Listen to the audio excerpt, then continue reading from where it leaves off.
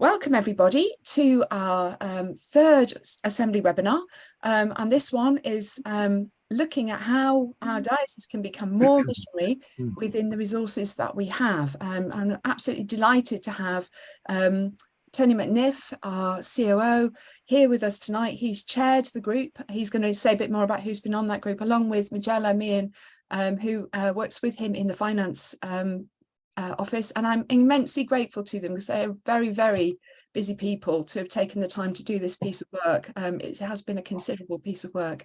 I am just letting more people in, which is super. So I think if it's okay with everybody, we'll start with the assembly prayer, which would be a lovely way to start, and then we'll hand over. I'm not going to mute everybody just yet, but then once we've said the prayer together, I'll mute us all so that we don't get disturbed by our children bursting into the door, bursting through the doors and asking for biscuits and all the other things that go on when anybody is on one of these. Right. In the name of the Father and the Son and the Holy Spirit. Amen. Amen. Holy Spirit, fill us with the fire of your love. Amaze us, disturb us, occupy our hearts. Teach us to be pilgrims of hope. Empower us to listen and speak graciously, to discern your will for our lives as we journey towards our assembly. Inspire us to see the radical presence of Christ in our homes, in our parishes, and throughout the world. All this we ask of you in communion with the Father and the Son, forever and ever. Amen. Thank you. So Tony, I am going to hand over to you. I'm just looking for you so I can spotlight you. I'm going to hand over to you for your presentation. Very much. I'm going to mute everybody. So Tony, that will mute you too, just so there's no way of doing that. There we go. That's I've unmuted myself. That's thank you, Avril. Shall I try and see whether I can get up the presentation that we've produced and see whether or not that actually will work? Okay.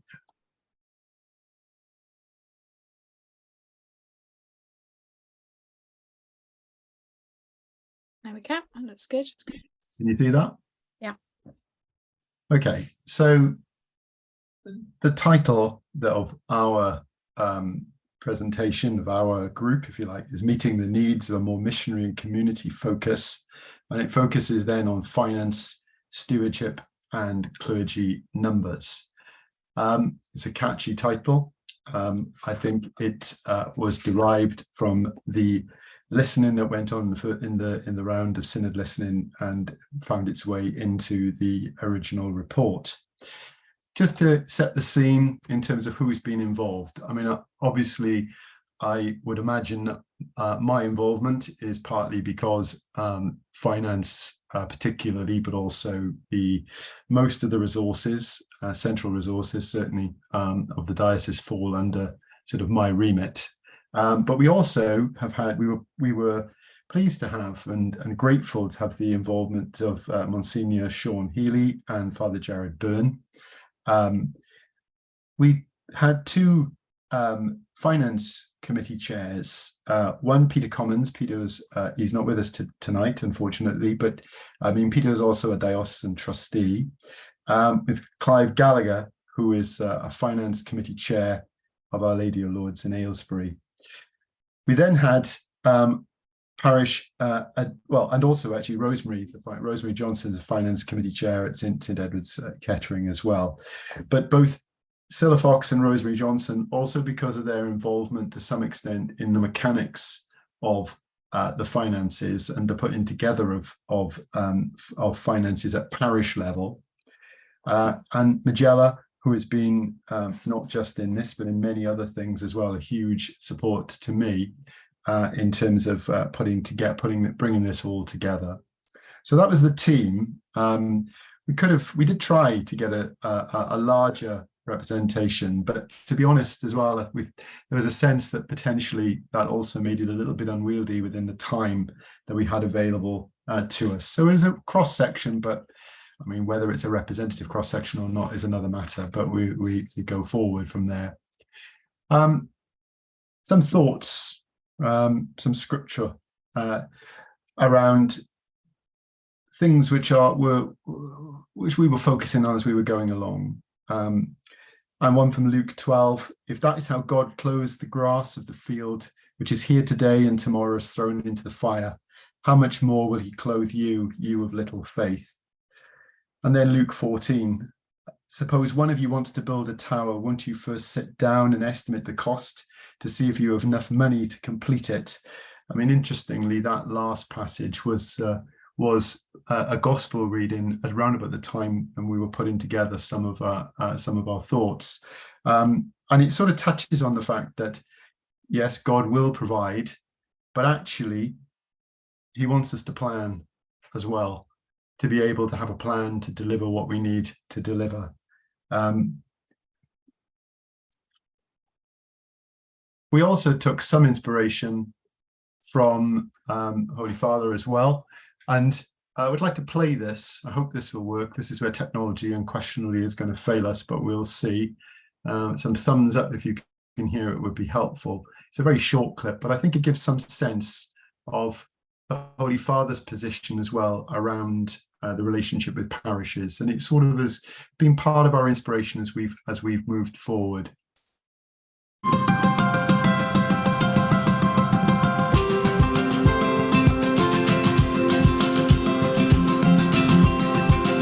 A veces pienso que deberíamos poner en las parroquias, en la puerta, un cartel que diga entrada libre. Las parroquias deben ser comunidades cercanas, sin burocracia, centradas en las personas y donde encontrar el regalo de los sacramentos. Tienen que volver a ser escuelas de servicio y generosidad, con sus puertas siempre abiertas a los excluidos y a los incluidos, a todos. Las parroquias no son un club para pocos, que dan una cierta pertenencia social. Por favor, seamos audaces. Replanteémonos todos el estilo de nuestras comunidades parroquiales. Oremos para que las parroquias, poniendo la comunión de la gente, la comunión eclesial en el centro, sean cada vez más comunidades de fe, de fraternidad y de acogida a los más necesitados.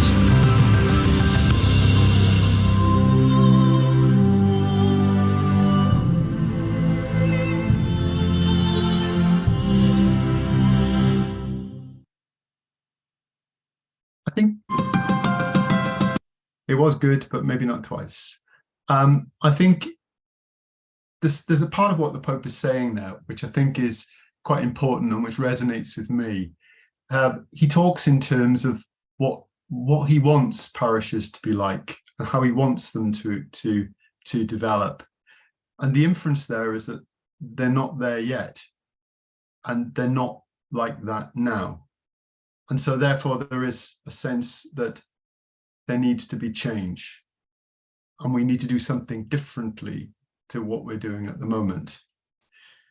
And that sort of led us into the issue of, well, where are we now? And this is something which I think sometimes people have found, certainly since the time I've been around, found difficult, and I've found difficult really to explain as well in terms of some of the communities and discussions that I've had. But we are financially challenged as a diocese, but it's not recognised at parish level. And it creates a huge amount of tension between what our true financial position is and what the perception is of that financial position at a more local level, with an awful lot of anger as well around why is that the case? And frankly, a need to blame somebody as well, which I've found to be quite difficult at times, to be honest, to deal with. But the reality is that our costs are rising, but our parishioner numbers are falling. And therefore our net income, our financial position is falling. Now that is, I think, if anybody were to say that without a particular reference to their own individual parish, I think it would probably resonate and probably chime with what they perceive to be the reality of what's going on, certainly across the church in the Western world. But the truth is that the local perception of well-being is such that it doesn't accord with the reality of what's going on at a global level, if you like. So the sum of the parts doesn't add up, because the parts often perceive themselves to be much better off than they actually are. I think there is also a concern that we are a diocesan family, and the financial and other fortunes of our parishes and our diocese are interdependent. That is a concept that is just not necessarily not accepted, because it's not a concept that naturally links to canon law and the position of our parishes as separate juridical persons in their own right. But the reality of civil law is that we are hugely interdependent. And in many respects, the most wealthy is only as well off as the position of the least, in truth. The diocesan, or the listening, dealt with a situation of a lack of transparency around finances. And truth be told, I mean, and maybe I would say this, there is transparency. It's not consistent. I think that's true. And sometimes, well, it depends what people mean by transparency. It depends what people want to believe transparency. If by transparency means that there is an acceptance of a current set of beliefs that may be prevalent in any particular place, then clearly, by that definition, there wouldn't be transparency. But if by transparency, what we're saying is that what we're trying to do and have been trying to do, certainly over the last 3 years, is to shine a light on the reality of the diocesan financial position and what it means for everybody, then I believe there has been. There has been, in as much as there's been communication with finance chairs, I think on 3 occasions. They've been called to various meetings, and with parish and with priests through deanery meetings as well. So I'm making the point there that sometimes transparency is more discussed than desired, because actually the truth of a transparency is it confronts us with a reality that is quite hard and difficult to deal with. And it's true to say that local parish priests struggle engaging their parishioners with the wider financial concerns when, in essence, their perspective of their financial well-being revolves around what it means at the parish gate, but not really beyond. I've put here central costs and controls are a significant concern, but a necessary burden. The issue there is that central costs, and we'll come on to it in a minute, in essence, they are really the costs of parishes, but which are shared collectively because they make more sense and it's more efficient to do so that way. If we had to replicate the central cost infrastructure across our parish community, which as a charitable trust, if we didn't have it centrally, we would have to do, or at least regionally, it would be significantly more expensive than it is at the moment. Probably worth just noting that over the last 3 years, we have benchmarked our central costs against other dioceses, and they're significantly less than well, all of the ones that we've benchmarked against. So what did the diocese ever do for us? An often heard phrase, certainly from my point of view. Well, this is what it does. I said accept. Support the bishop. Provide for sick and retired priests. Provide safeguarding. This is an area that now, with the introduction also of the Safeguarding Standards Agency has become increasingly more expensive to deal with. Now, if you want to align safeguarding support to legal costs as well, then those costs have gone up substantially as a result of issues of safeguarding difficulties that the church has had in more recent years. Provision of youth ministry, adult formation, Caritas, social action, the cost of the pastoral ministry office, the oversight of Catholic schools, and the delivery of the commoditized functions of finance, property, legal, and IT, amongst others. There are plenty more.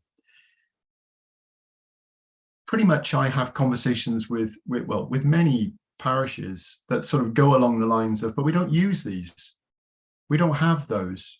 So why should we pay for them? We don't have a Catholic school in our environment. So why should we be paying for that?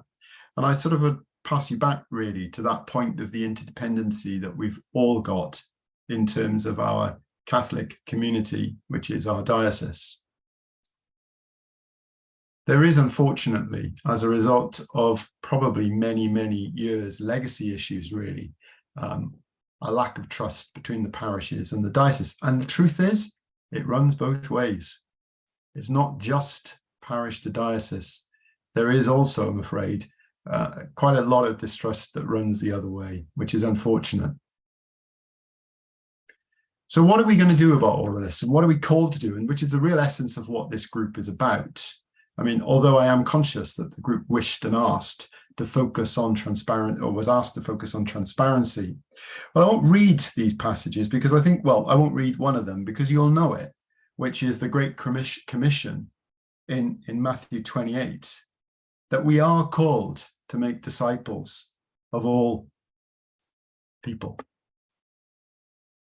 What I do like is the Pope's position in the Joy of the Gospel, which actually is also expanded upon in his Let Us Dream, his book Let Us Dream, where he talks of change. He talks of inviting people to be bold. Pastoral ministry in a missionary key seeks to abandon the complacent attitude that says that we've always done it this way. I invite everyone to be bold and creative in this task of rethinking the goals, structures, style, and methods of evangelization in their respective communities, and to rely on each other as brothers and sisters, and especially under the leadership of the bishops within the context of a diocese, in a wise and realistic pastoral discernment. I love the way the Pope writes, because he never criticizes. He just indicates where he believes we should be going. And by inference, he tells us that where we are at the moment is not right. It's a very clever way of suggesting how we should move forward and to reflecting on what we should do. So what do we need to do? Well, our numbers are falling. Yeah, I've looked at figures sort of from about 10 years ago, 10, 12 years ago, where the numbers of parishioners across the diocese were sort of in the mid 30,000s. I haven't gone back any further. They might have been higher back if I'd gone back further. The latest census that we had showed that the number of parishioners in the diocese were between 19 and 20,000. That is a huge reduction in the number of our parishioners over that period of time. But our structures, our parochial structures that exist in order to cater for that haven't changed at all. We've got that reducing financial position and capacity, but we need an environment that's fit for mission. We need to be providing to the youth of today the legacy that we were given, really, in terms of our own Catholic faith. But to do that, we can't continue to do that in environments which are not fit for the purpose. They've got to be capable of engaging our youth. They've got to be accessible and comfortable for younger families and older parishioners. You know, the number of times I have people saying to me, Tony, we need a toilet in our church. We haven't got a toilet. Now, I'm sitting there saying, well, hang on a minute. if I've got that across 69 parishes, and I mean, I use toilet as being an exemplar, but it could be something else. It could be a disabled access. It could be a mothers and toddlers room. It could be whatever, a quiet space. But we need to do that in order to provide suitable facilities. But we can't afford to extrapolate that across all of the estate that we have got. It's got to be welcoming, particularly for those new to our communities. If we go out and we really live the Great Commission, what are we bringing them back to? Are we bringing them back to communities of, barely a fifth or less than that full, with significantly variable experiences around what it means to have Catholic provision within the community? So it's got to be welcoming, and it's got to live for those people who we're seeking to try and engage. And for those who are, it's got to be conducive to formation and lifelong instruction. Places where we can gather together in celebration and proclaim our faith as vibrant communities that actually mean that we can celebrate our Catholic heritage in an environment which is befitting of it, and with a size of community that is befitting of it. I've described it, and our group has described this as being fully serviced. What do we mean by fully serviced? Well, we want the experience in Corby to be the equivalent of the experience in Slough, and likewise in Bedford, and likewise in Luton and in Northampton. We don't want a postcode lottery over the provisions that we have. We want celebratory services, comfortable facilities, good liturgy, opportunities for faith formation, not just down in St. Martin de Porres, where maybe Father Simon Penhaligon may be, but everywhere. Accessibility across our diocese that are challenging and not afraid of new ways of thinking, with vibrant youth ministry. I was struck by the number of synod submissions that talked about wanting to engage the youth. I'm less enthused by what I've seen as being the plans for youth, I have to say, which seem to be, shall we say, aspirational in the extreme. Where is the plan for the youth? What does it mean? It's not just something to say, it's got to mean something real. Excellent and engaging music ministry, maybe a route into that, who knows? But also, something which we've been criticized for is that it should also have both excellent internal and external communication between all of the communities of faith that sit within our diocese. So what questions does this raise? Well, is this a vision? I mean, the Pope has indicated that things need to change, has indicated that we shouldn't be complacent, has asked us to dare to dream. I mean, presumably, if he thought it was all okay, he wouldn't bother doing that. He'd say just business as usual. He'd write a book that said business as usual, please, everybody. But he obviously thinks that it needs to change. It's got to be different. So is that what we want? Or is just providing, and I don't mean just in a sense that, obviously the sacraments and particularly the Eucharist is the source and summit of our faith. That I understand that. But is that enough of itself? And is it enough that we should just provide that the number of places that we can provide that in on a Sunday is is the important issue? Because if it is, fine, we may as well just that we can finish and stop that. But I would suggest, and our group's contention would be, the line of 19,000 will probably diminish further with every generation that then seeks that in effect goes and dies. Or is it something else? And if it is something else, what is the optimum number of our parish communities? I mean, the truth of it is, if we maintain where we are at the moment, we're going to have to raise a lot more money to be able to fund the maintenance of the very large, aging, inefficient estate that currently represents, or it's currently in our diocese. And if we can come up with an optimum number, how do we decide on what provision each community must have to ensure that we have got fairness of access across that community or our communities collectively? And as you would expect from a chartered accountant, how do we pay for it? So that's really been at the core of our deliberations, a sense that we're at the crossroads, really, a sense that one of the biggest problems that we have got is that we're not even yet on the same page around what our true financial position is, because there is a variability of understanding of that, which evidences the fact that perhaps we've got some work to do first.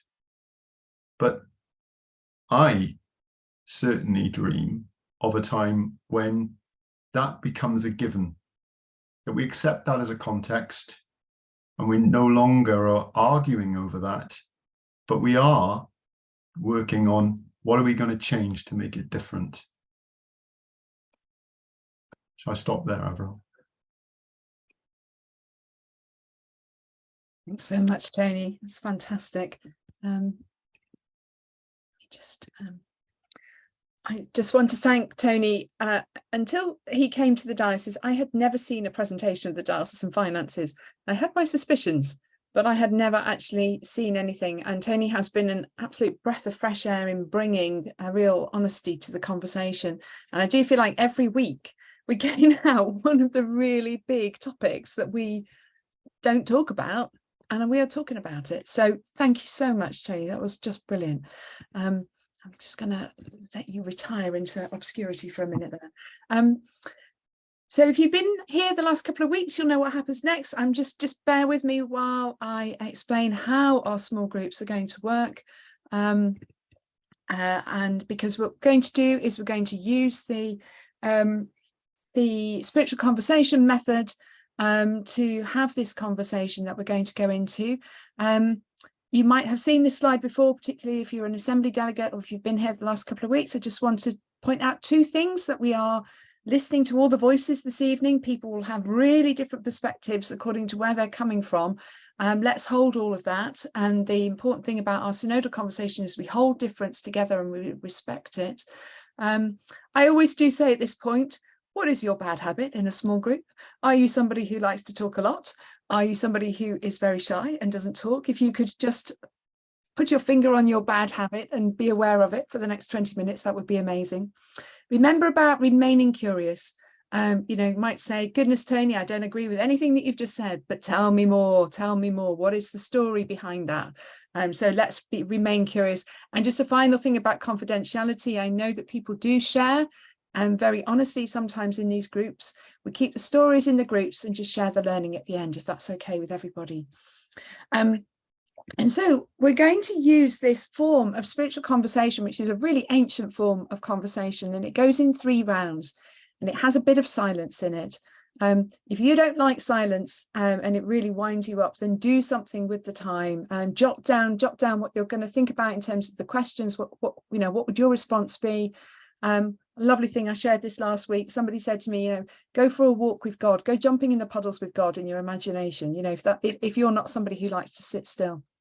In the first round of our conversation, we just hear from everybody individually, and we don't jump in and say, oh my gosh, I completely agree with you, or whatever, that happened to me on the bus today.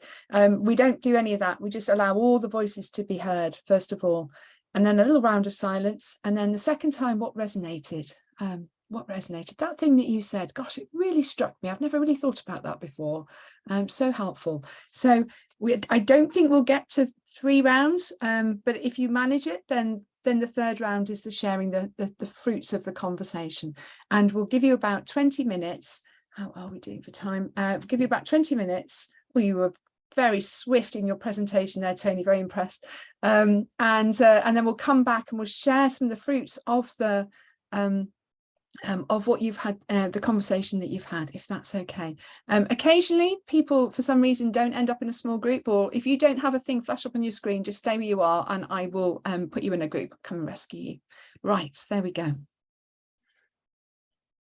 Right, so I hope you had a really good conversation. We didn't put facilitators in the small groups, but people are good at this now, and I hope you just cracked on. What I did not say before you all disappeared off into your breakout groups, it was a big apology, and we had a silly mix-up over the links that went out today, and I do apologise for people who ended up with the wrong link, or some people don't seem to have had any link at all. So something's clearly going wrong somewhere in the system. We will investigate before next week, but I'm very glad that so many people made it here. And if there were one or two people that you know that didn't get on, at least we recorded it. So just to get that over and done with. Now, when we let's hear some feedback from the different groups, and we practiced with Bernard raising our hands earlier. If you, yeah, there we go. So if you want to contribute something, either use the raise my hand thing on the reaction button, or just wait or unmute yourself, because that pops you up to the top of the list and I can see you. We're over 2 pages, so I can't easily see everybody all at the same time. And Oliver demonstrating beautifully, so you go first. Okay, Avril. We had quite an interesting discussion. I think we discussed the fact that there are probably 2 camps, as Tony mentioned, in our parishes: those who simply do want to come to church and go, and others who want more, and perhaps some in the category who, if you told them there was more on offer, would actually want more. Strong comments around the ability to pay digitally, and from our small poll, it seemed only about half of the churches had an alternative to cash collections. And a lot of people, the comments were that people don't carry cash anymore, so opportunities are going astray to raise money, and a lack of understanding really why a priest wouldn't allow for that. Lots of comments as well around, if you get the mission right, the money will follow, that God will provide as long as you focus on the right things.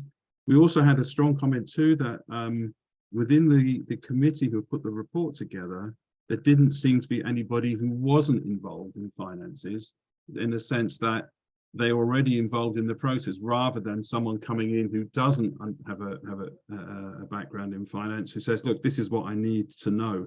Tell me where the money's going. And if you tell me where the money's going, the wallets will open and people will pay. I'm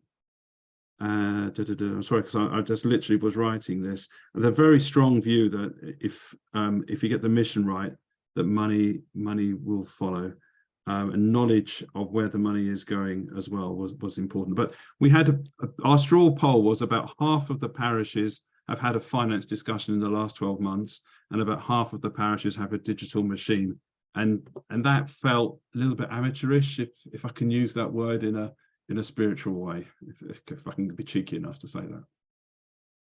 Okay, thank you. Well, you are the chair of the finance subcommittee of the trustees, so I think you can. It's great. I love these conversations because we have such a breadth of perspective. It's brilliant. Ennis. Avril, thank you very much. Mary, I'm not feeding back for our group. I'm just wanting to say something to Tony. Tony, thank you for your honesty tonight and your transparency. It was wonderful to hear you speak with your frustration and your passion. And that came across very well. And I just want to say thank you on behalf of the diocese that you actually took the time, effort, and was prepared to put yourself above the parapet in that way and speak in the way you did tonight. So I'd like to say thank you very much for that. I'll leave Mary to feedback unless he comes back to me. Okay, thank you. Lovely. Thanks, Ennis. And we've got some little clapping hand emojis going on now, which is very sweet. Thanks, Tony. Yes, much appreciated. Right, who would another group like to jump in and feedback? Yeah, if I feedback from our small group. Martin, excellent. A lot similar to the first group. We had a lot of comments which ring true.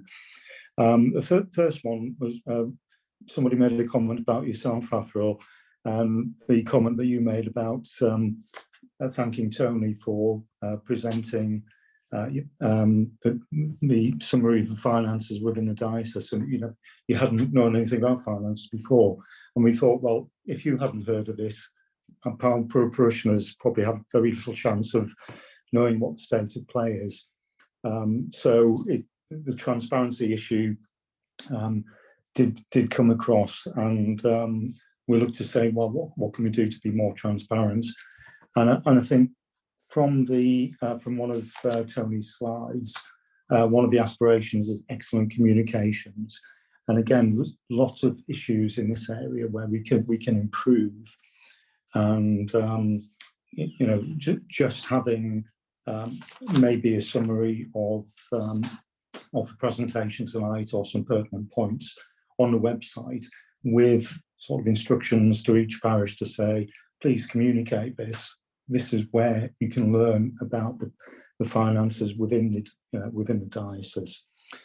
We also had a conversation of, do we feel part of the diocese, or do we feel in silos in our own parishes?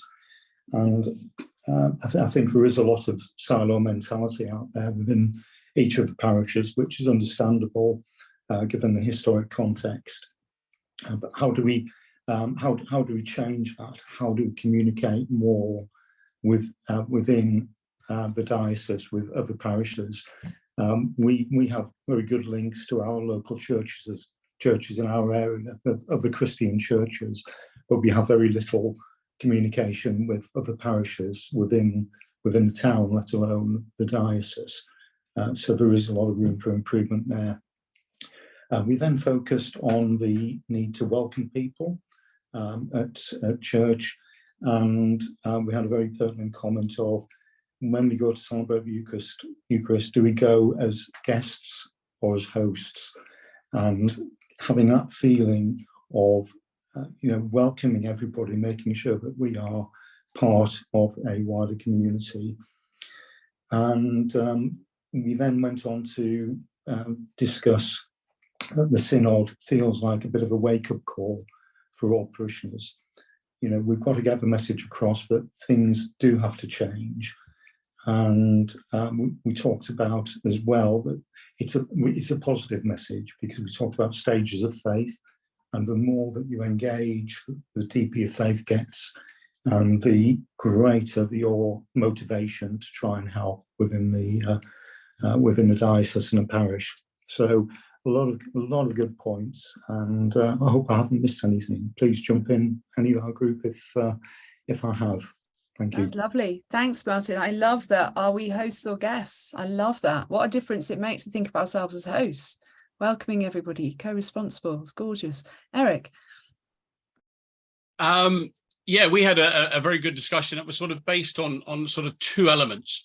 One of I thought it was a very good point that came out, is that actually not everybody is interested in finance. A lot of people just want to actually turn up and go to mass. And that sort of set me on my old high horse, I think, for a few moments. As an operations manager, if I take my diaconate hat off, I can get very, very frustrated at times, because and within the group, we were having a conversation about the fact that excellent communications is needed. It's a requirement within the parish, so that everybody within the parish understands, whether you want to take part in a discussion, whether you want to be a part of it or just want to come along and receive a sacrament, that's fine, but we still need to improve the communications within the parish. And that will tie in obviously with the lack of trust that's already been mentioned.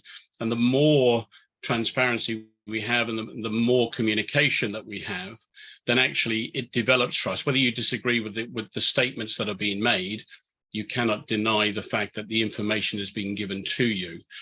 For me, I get a little bit frustrated that we can sometimes, we can talk blue sky all the time. And actually I would, and as a personal thing for me, sometimes Pope Francis is an amazing individual, but when he throws these lovely ideas out, but then leaves it in the air, 99% of the people in the parish want to be told what to do. They need the direction, and that can be a bit of an issue at times. And I think sometimes what we need to do is we need to get the big rocks out of the way, and finance is a big rock that gets in the way of our journey. and we were discussing the fact that actually we need to focus on tomorrow and the issues. I think one of our group said, and not just on today's issues, but actually we need to, in my secular life, we talk about cutting our cloth accordingly. And I think sometimes when it comes to finances, we make finances too big an issue. They are an issue and they'll never ever go away. But actually what we have to do is to be very, very clear with regards to the expectations. We do ultimately need better facilities in all of our church. And, one of our group was saying how our churches were actually built for sacraments. They weren't actually built to have, morning tea rooms and all that kind of stuff, like lots of the other, from an ecumenical point of view, that exists. We weren't built that way. But decisions just need to be made. And ultimately, somebody needs to make those decisions. And I think that will be lovely if we get through to the assembly and we have some decisions made, because it's essential. Thank you. Thank you very much. Lots of interesting things. Vincent. And ladies, we've had 5 men presenting back, and I do not want to say that finance is an entirely male prerogative. I can pretend if you want, Avril, but it's not female voices. So Vincent, let's have you, and then we'll have Mary. I was just really in our group. I think a lot of people were seeking, like said Tony, was that transparency, that it was things were put at an accessible level to people in the local parish about how we spend our money and the truth of our position. So a number of our groups sort of felt that if they had that information, that might enhance things. On the flip side, I know from my parish in St. Joseph's, for the likes of last year when we were having our drive around gift aid, I was shocked at the number of people who simply didn't qualify because they didn't hit the threshold on their earnings to actually sign them. I had people coming up saying, I want to do this. Do you? No, and they just didn't qualify. And I was really surprised. And I guess that's the nature of where we happen to be in Luton with regard to sort of the economic demographic. Another aspect was, and again, I've only got the perspective of one parish, but I think, again, in my day job, I work in corporate banking. So I sort of see what different companies do, what different institutions do. And again, purely can go on my own perspective, the days where we're still issuing checks, we're still paying in checks, in all the companies I deal with, that's a very expensive way to bank. All of our offices, if they're not already, and maybe we're missing out, although we have got our card machine in the church, that we should have electronic banking in the office so that we can control our payments better, we can do them more efficiently as well. And finally, I think was the unpleasant and undesirable reality is, I was speaking about a parish that I used to be a member of in North London, where I grew up, where we had 4 priests plus a retired priest. And by the time I left that parish, there was 1 priest. And we had to sell that house. And we actually built a house in the back car park for that 1 priest. We had a house that was suitable for the fact it was 1 priest. But we raised an awful lot of money from the sale of the other property. And I wonder about the efficiencies in terms of the accommodation of what we're using as well. And a further harsh reality, undesirable, is looking at what parishes do we really have to keep, looking at our population. They were built upon an original density, like here in Luton, with the density of the town. We've had that population shift. Should we really have as many parishes as we do? And to bring those priests together, bring those properties and efficiencies together, because whatever our feelings of it, we can't ignore what is, I believe, a rather large debt sitting behind all of this. And as much as we want people to give a bit more, as I was saying in my example with regard to gift aid, I'm not sure they've got that much more to give. Thanks, Vincent. Yeah, some excellent points there. Mary.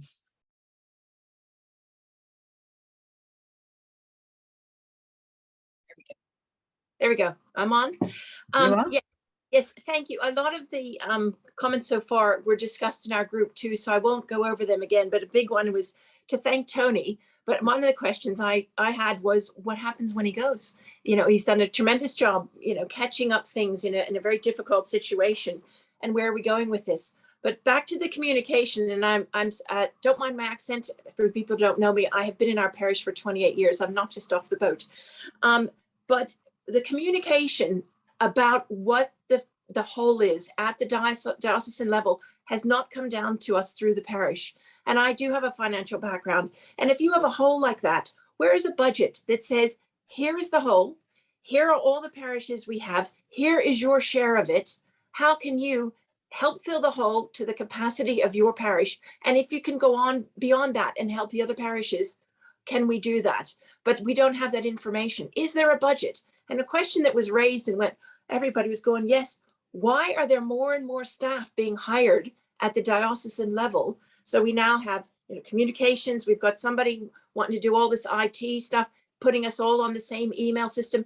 All of these things, if they were working, but we now have extra departments and payroll that we didn't have before. And I understand a new, a database for all the parishes is going to come to all this new stuff when you wouldn't do that in your own home. You wouldn't be adding extra things on when you need to patch the hole in the roof. And that's where we are. And it's not going to change how the parishes operate to layer on something from the top. I phrased that differently than I did in our small group, but that was one question that I had. Where are we with that? And another one that was raised by a couple people was, we're getting an appeal after an appeal. And all this information comes through. Our parishioners don't know what the whole is about. And we get an appeal that should be rolled out over the last 2 weeks or this week and next week. The information comes, is shed loads of paper, which is all expensive to produce. We sent back the last appeal. It was doubled up for our parish. How much is that? It's all costing money, and you wouldn't do that in your own personal finances. And another, how do you feed back to the diocese when a practice is happening in your parish where, for instance, you've got 5 roofs, they all need to be inspected. And instead of having one inspection once a year, you have 5 separate visits from somebody up in Manchester, and they come down and you get 5 charges. You wouldn't do that in your home. What is the route to deal with some of these inefficiencies in a positive way, that we're a team and we're it's not you're doing bad, but things have got so loose. How can you feed that back in? A couple other comments were, personally, what can I do? Somebody said, I can up my contribution every week. I can do that. And if it was explained in that way, then across the parishes, maybe that could happen. The connection between standing orders, people were doing standing orders and they've now gone to online giving. Has the administration within your parish matched those up so you're still getting the gift aid and all those? So again, the comments earlier about sharing information across the parishes, what practice do you have that would be helpful to someone else? Do you have the capacity to do that? But why are we employing more people in the diocese when we're in such a hole? Thank you. Yeah. Brill, thank you very much. Tony, I'm going to give you the right to reply at the end. I can see that we are these conversations, we could go on for hours with these conversations, but it's all very helpful. So I'm going to have Ines and then Phil, and then we will go to Tony for a kind of final wrap up, if that's okay. Thanks, Mary.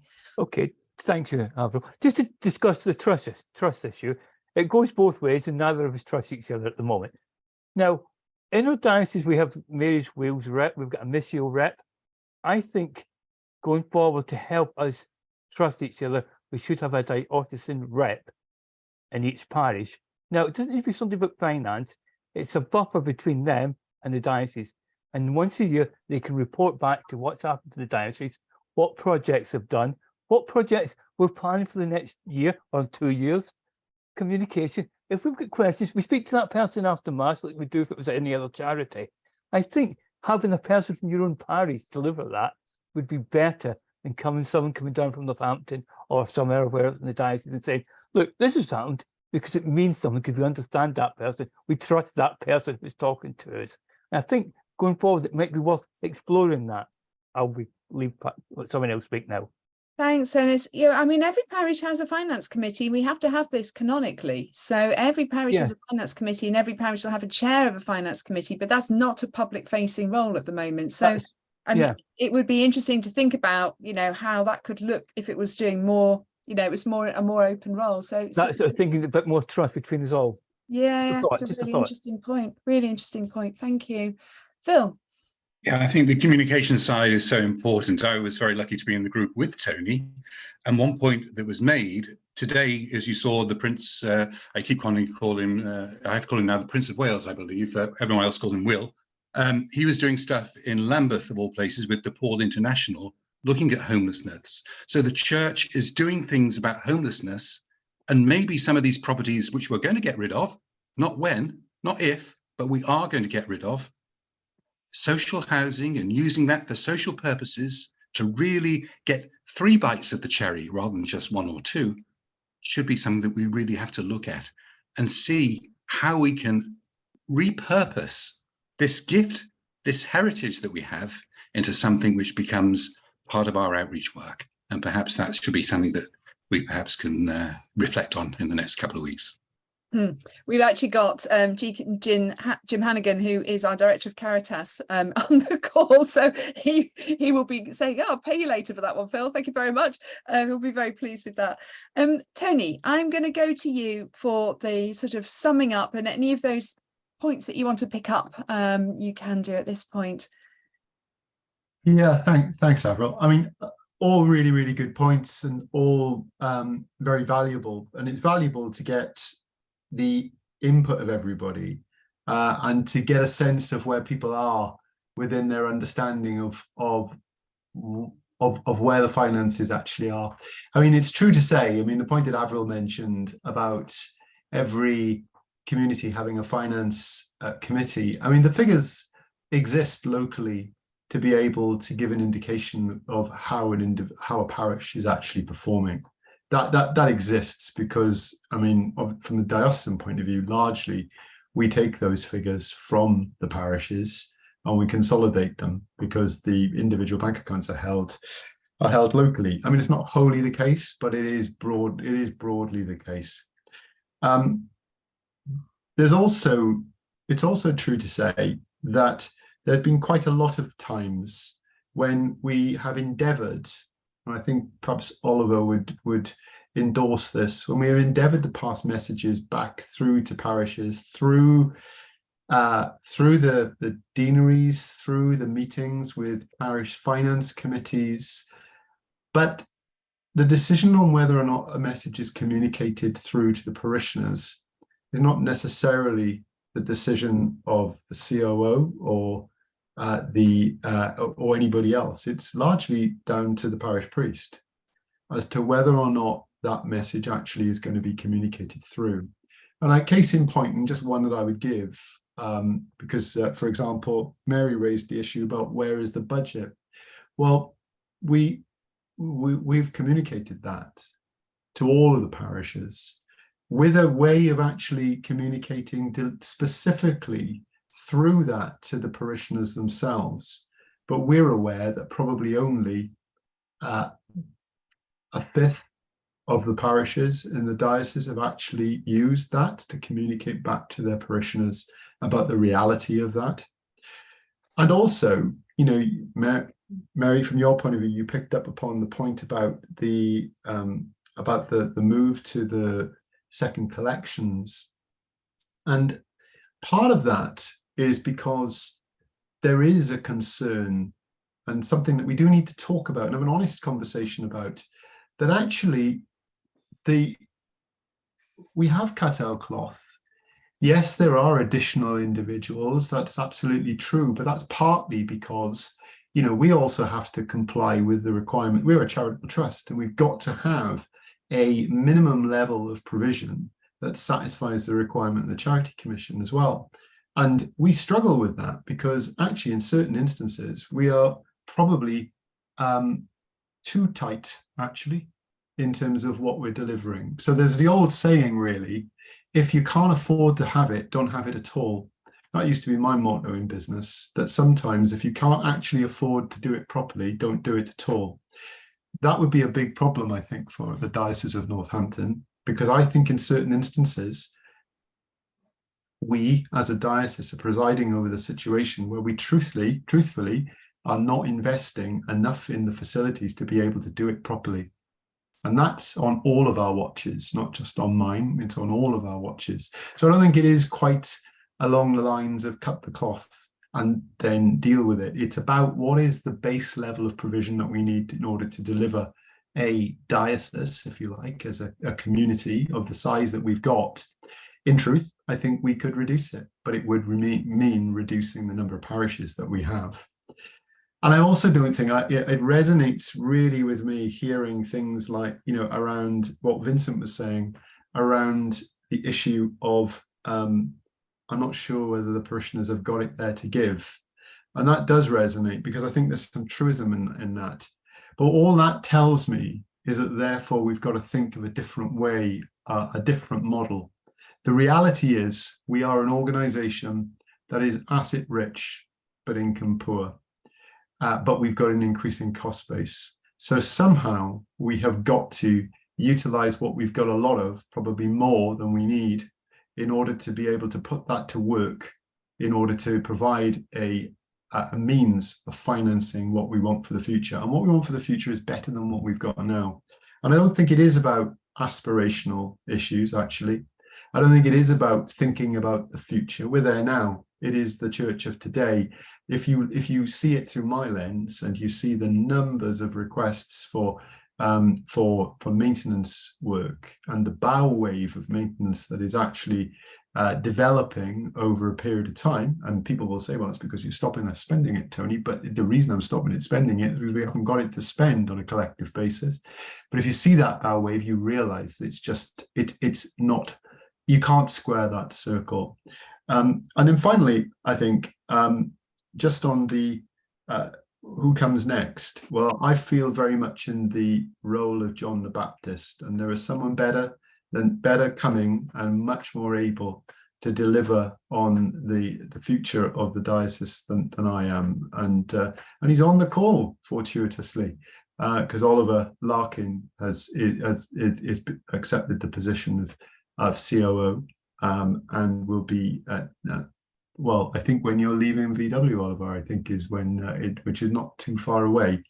And I know, and I think this is really, really important, that Oliver's understanding of the complexity of the relationship between the diocese and the parishes, but also the complexity of the funding issues as well, put him in a peculiarly excellent position to be able to ensure that the diocese will move forward from strength to strength. So please don't have any problems on that front.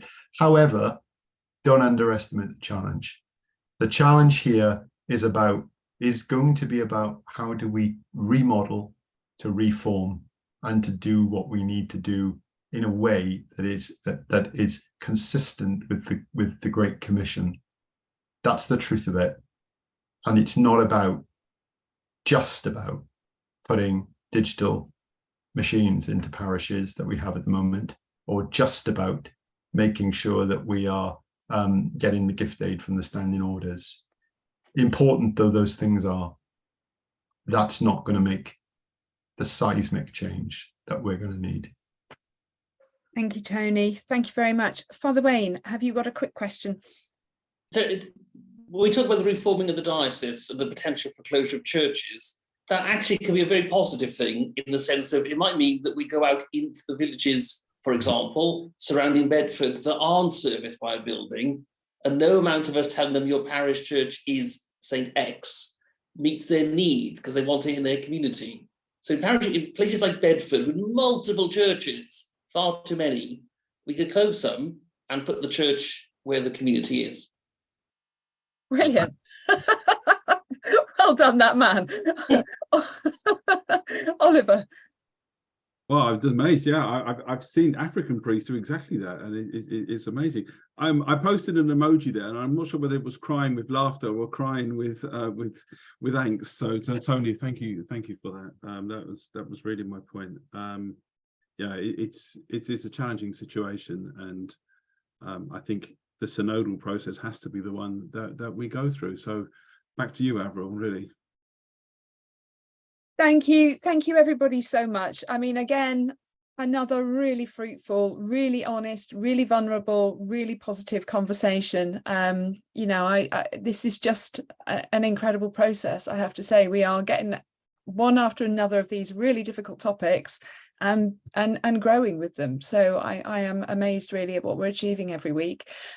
Next week, we are with Deacon Jim Hannigan and Father Kevin O'Driscoll, looking at reaching the marginalised. They have a fascinating presentation for us, which is going to raise even more questions than this week's has. So do come back for next week. The recording of this will be made available. If people miss the beginning of Tony's presentation, it just takes me a day or two to edit this together and to post it online, but I will send the recording details out so you can catch up if you didn't come in quite at the beginning. But just want to thank everybody, but Tony and Magella and all those on the call who were part of that group, but Tony in particular, thanks for your leadership in this. It's been phenomenal. Thank you very much. And Avril, may I ask just before you go, I missed the first two sessions, my own fault. How do I access the recordings, please? Yeah, it was on the email that went out today, and I'm working with Jim this week to get them all on the diocesan website, so they will be there and we'll be able to get them up each week. Father Wayne, before we go, would you just give us a blessing? That would be really nice. The Lord be with you. With your spirit. May the Lord grant to us all a quiet night and a perfect end. Might Almighty God bless you, the Father and the Son and the Holy Spirit. Amen. Amen. Amen. Amen. Thank you, everybody, and good night. God bless. Thank you. God bless. Thank you, everyone.